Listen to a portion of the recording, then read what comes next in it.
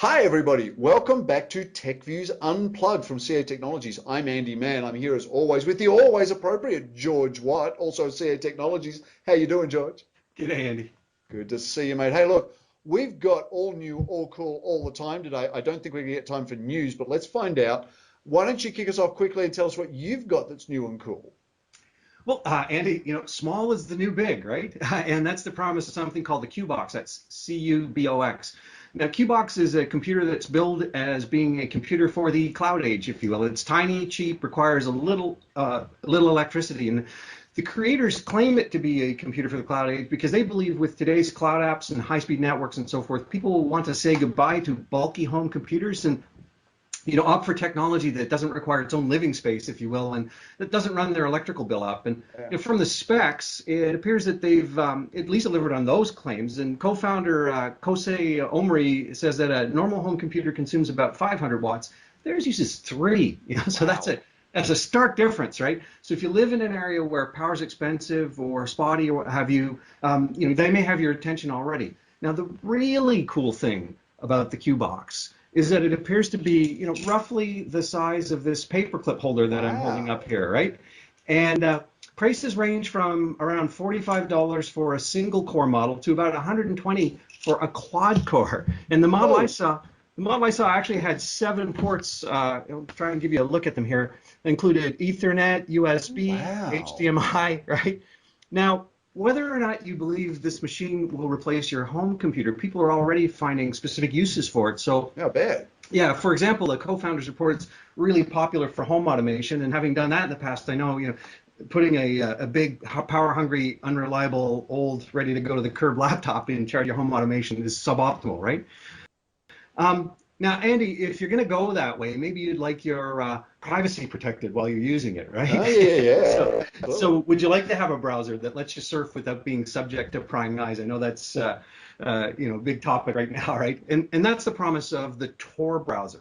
And Ah, yes. right, so Tor uses a technique called onion routing on top of a Firefox base to protect the contents of the message as well as the origin and the destination. It's like an old spy movie, right, with nested briefcases and so on. In onion routing, essentially messages are encrypted many, many times over and then routed through different network nodes. And as each node receives the message, it only has enough information to decrypt instructions where to send the packet next, right? So essentially, each destination peels a layer of the onion. It's a bit like opening up one of those Russian matryoshka nesting dolls, Oh, yeah, right? yeah, yeah. Yep. Right? And each doll tells you where to send the next one, maybe. So now, ironically, Tor was created with support of the U.S. Navy, but it's driving the NSA crazy, right? So it looks Yep. like maybe that Army-Navy rivalry's found some new battleground, if you will. So there may be a little hope for personal privacy while you're browsing. Though I suppose the paranoid amongst us might suggest that Tor could also be a honeypot that's just collecting information. So Andy, you might have to keep using the public library if you want the fact that you're a believer to remain a secret, right? So Yeah, I'm on tour with Justin next week, man. that's right. So using Tor for your browsing along with Raspberry Pi or a Qbox or something might be a nice way, actually, though, to protect your home banking software, which you might have somewhere else on your laptop or desktop. And this type of thing is becoming more popular. In fact, I recently read an article that showed how to use Raspberry Pi to create a Tor wireless access point.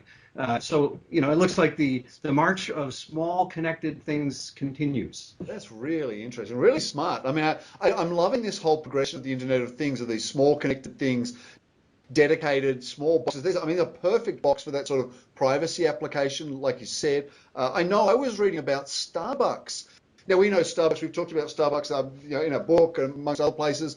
They're sort of a bellwether for technology innovation, using smart payments, near-field communication, their loyalty program, their smartphone app, very successful. Now, they're actually using the Internet of Things as well in store now. They've started this program where they're using sensors to monitor their refrigerator, to monitor the espresso machines. So, it can tell employees where the milk is about to go off, for example. If they need to go and get some more milk, they can track what recipes customers preferred, because you start to connect these sensors in the machine with the near-field communication of the customer. So you start to understand who the customer is and get really close to that as well.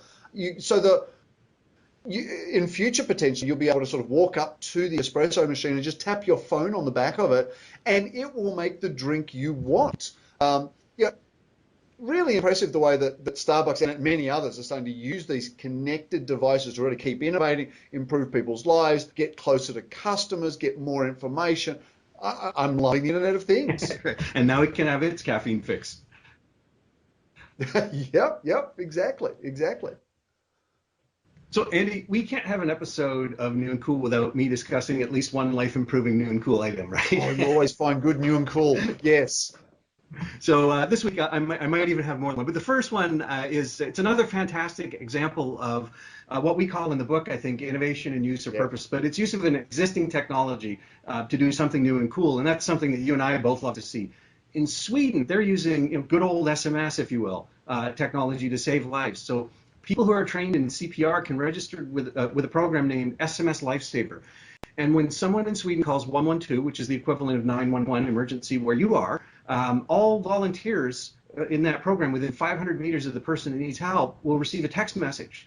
Now, rapid response is critical for emergencies like this because the odds of surviving a cardiac arrest, for instance, drop 10% for every minute it takes for a first responder to get there. So these volunteers, they arrive before first responders in more than half the cases. And since they've introduced this program, 9,600 people, great people in Stockholm, have registered, and survival rates in Stockholm County have risen more than 350%. Wow. So I guess it's worth a tip of our hat, if you will, metaphorically, to the founders and members of the SMS Lifesaver program. It's innovative, simple, effective. It's just awesome. Yeah, brilliant. I know they've been using SMS in Africa to verify, for example, the validity of prescription medications. So all these old technology, you don't have to have brand new technology for it to be new and cool, right? Exactly. Using SMS, indeed.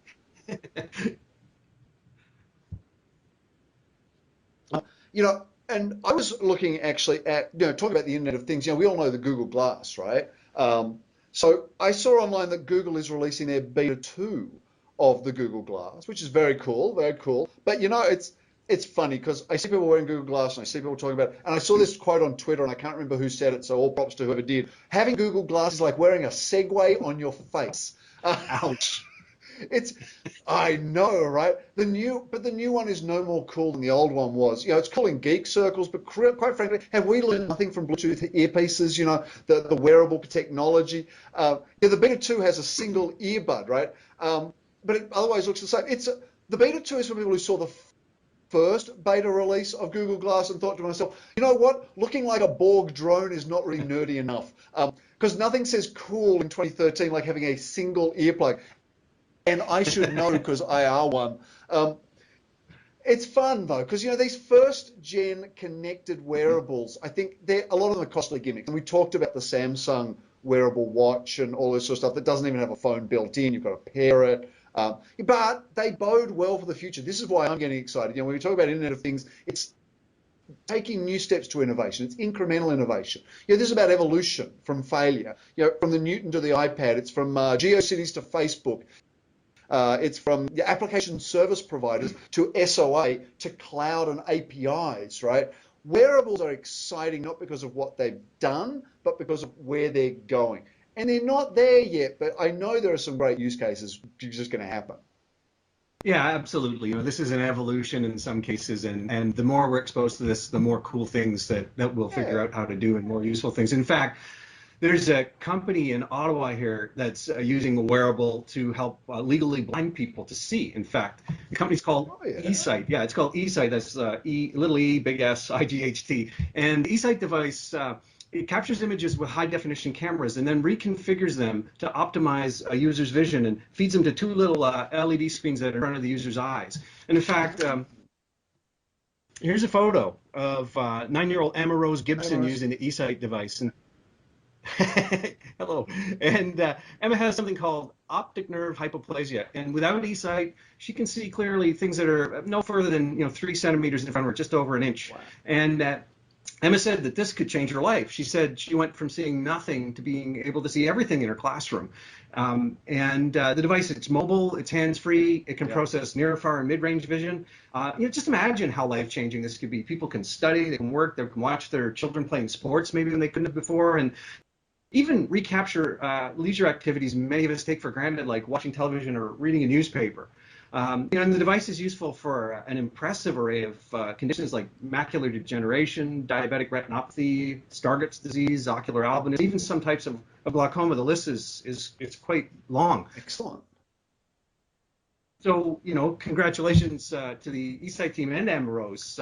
Andy, this is what technology is really all about, right, for us. And there's an awful lot of innovation going on with cameras and so forth. I've even read a couple of stories about 3D sensing with mobile devices. And so, we're getting better and better at it, as you said. Yeah, no, it's fantastic. And this is the promise for me. The promise for me of the Internet of Things and of wearable computing is not sort of first world geeks like me running around with a Segway on my face, right? The promise of it is people like Amarosa being able to see. That's what technology should do. Hey, George, we're coming up against time. We've got a bunch of stuff. Maybe we'll put some links down below to cover the stuff we couldn't. But right now, I think we have to get to the quickfire round. Okay. So I'm going to start a timer right now, and George, your time starts now. George, Tech Girls rocked the Google Science Fair. Innovative methods in cancer research, organic plastics. Is this a good thing or a great thing? Oh, it's absolutely a great thing. Over half this year's finalists for young women, in fact, and plastic from banana peels, diagnosing melanoma with a camera, predicting tumor spread. Awesome. And in eWeek, Don Riesinger outlined 10 must-have smartwatch features. Did you get them all? I saw this. He got some of them, but this is the tip of the iceberg on what current wearables are missing. George, a study that I read says that 38% of children under 2 years old use mobile devices for games, video, media. Should they be starting earlier than 2? Well, it's certainly a testament to the intuitive, engaging experience we can provide. But let me ask you, when should a child be given their first mobile phone? George, don't ask me. I'm the uncle that gives the nieces, nephews, and godchildren ice cream for breakfast.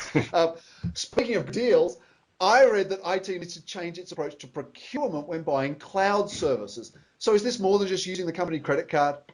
Well, that article is it's a great word of caution. And I'd also add, though, that you may need to completely reevaluate your procurement process, right?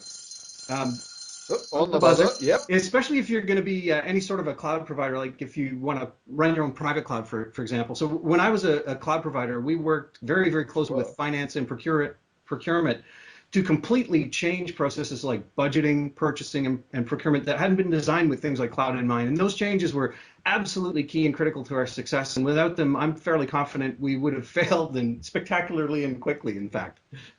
Yeah, absolutely. Hey, George, that's all we have time for, but we always have time for a shameless plug. So all I'll leave you with is CA has a new office in the middle of Santa Clara, just off the 101. We're hiring, so if you're watching this video and thinking, how do I get involved with all this cool stuff?